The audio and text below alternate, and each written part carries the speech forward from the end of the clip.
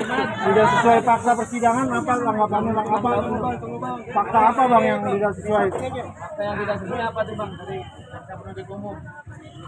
Tanggapan itu bang? Sidang pada kan segera 2 kali ditunda dengan masih pada penuntutan ya. Kita sekarang ditunda proses secara formal jaksa menuntut pengacara membela, hakim memutus. Ini kan prosesi jaksa menuntut. Nah, persoalannya adalah dakwaan ini kan dakwaan yang sebagai pengedar, yaitu pasal 114, pasal 112, dan pasal 111. Itu pasal yang pengedar. Nah, kebetulan saya ini kan sebagai pengguna. Ya, sebagai pengguna, tapi kita ditutup pasal 114-nya pengedarannya bebas. Dan pasal 112 dan 111. Nah, pasal ini tutup 6 tahun penjara. Nah, tapi dia adalah pengguna. Tapi nampaknya ditutup sebagai pengedar juga. Gitu. Jadi bisa kemudian akan melakukan pembelaan. Tapi yang paling penting kan fakta-fakta di persidangan sama-sama sudah kita ketahui bahwasanya orang ini merasakan adalah pengguna. Bahkan dia cenderung adalah korban dari narkotika.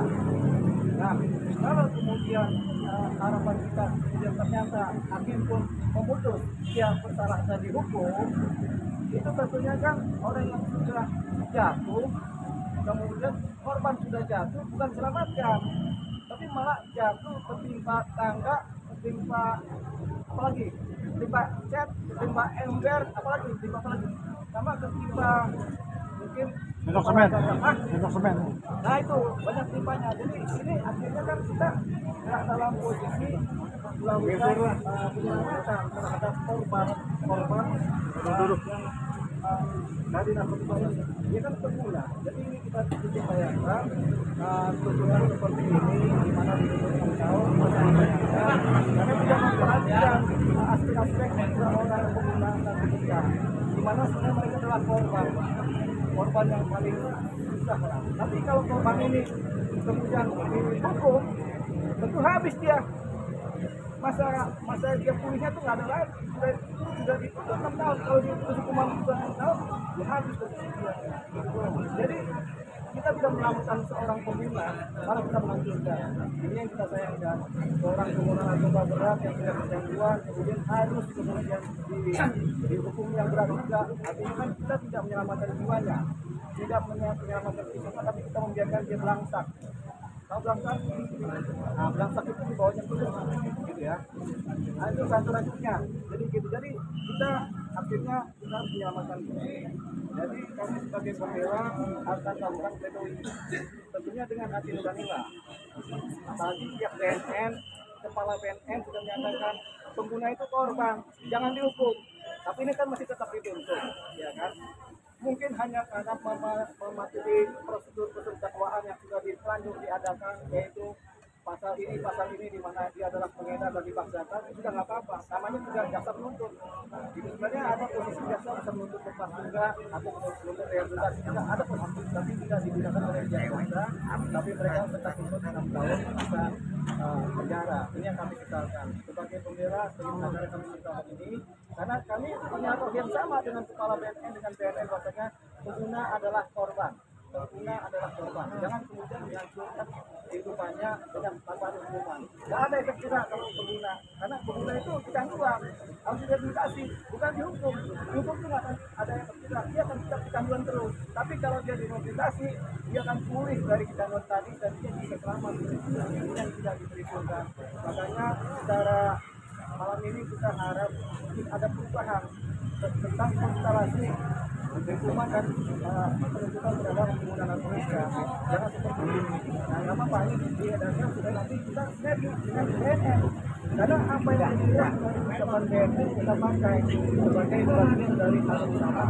Tadi yang kemudian kami bagaimana menyesalkan orang pengguna adalah korban yang harus diselamatkan, bukan dihukum. Bedanya kapan bang? Buat rehabilitasi nggak sih bang? Mungkin bang, berapa bang tadi bang? Masih ada kemungkinan buat rehabilitasi nggak? Tentunya kan jaksa menuntut, pengacara membela, hakim menuntut. Kita masih mengharapkan dari putusan hakim yang seadil-adilnya, di mana hakim tidak bersinergi dengan institusi lain, di mana hakim akan memberikan rehabilitasi. Mungkin kan dia sudah menjalani masa tahanan, tapi ada mekanisme di mana menyelamatkan seorang korban yang jadi korban dengan kemudian mencari durian. Ini kan tidak selamanya hukuman itu menyelamatkan. Hukuman itu seringkali menghancurkan, bukan menjadi orang menjadi baik, tapi malah menghancurkan orang. Makanya kita kemudian mencoba menyadarkan ini masa depan teman-teman jaksa supaya lebih mengerti lah, jangan mengikuti prosedur konvensional yang mungkin sekarang sudah berubah pola-polanya. Dan kita mengikuti juga pola-pola zaman di mana pandangan berubah, yang tadinya pengguna adalah bisa dihukum kemudian dipenjara, sekarang pengguna kan harus diselamatkan. Tapi ini jaksa masih menghukum, menuntut hukuman kan, ini yang rasanya dia juga benahi di pihak kejaksaan dalam proses mereka menuntut. Tapi kalau saya ya kita adakan pledoi. Jadi pledoi pertama dari pihak Parsaran sendiri sebagai pribadi, baik kemudian pledoi dari pihak pengacara. Tapi sebelumnya sudah tidak. Tapi tadi maksudnya sempat menyayangkan atau gimana, nggak sempat kecewa sih? Ya, tadi dari awal kita sudah menyayangkan, apalagi saya dapatkan juga dia menyayangkan, tapi kan dia dari awal sudah pasrah melakukan ya. Dari awal kita memakai hukum dan pasrah berarti. Tapi kan kita tidak melihat dari sisi dia, kita melihat dari sisi kita yang gunanya adalah untuk menyelamatkan seorang pengguna supaya selamat, bukan kemudian langsung gitu. Itu lagi. Nah, kemudian dari posisi pledoi nanti, kami juga dari pihak pengacara akan melakukan upaya hukum lain, yaitu karena ada koruptor yang diabolisi dan diamnesti, ya kan? Kita juga minta abolisi dong. Ini kan kita korban di penggunaan ini. Masa koruptor aja diabolisi sama amnesti, kita juga minta supaya seorang presiden diabolisikan gitu. Abolisi ini dihapuskan hukumannya atau amnesti atau apalah gitu. Di mana kita akan mengajukan surat kepada Presiden Prabowo 08. Kita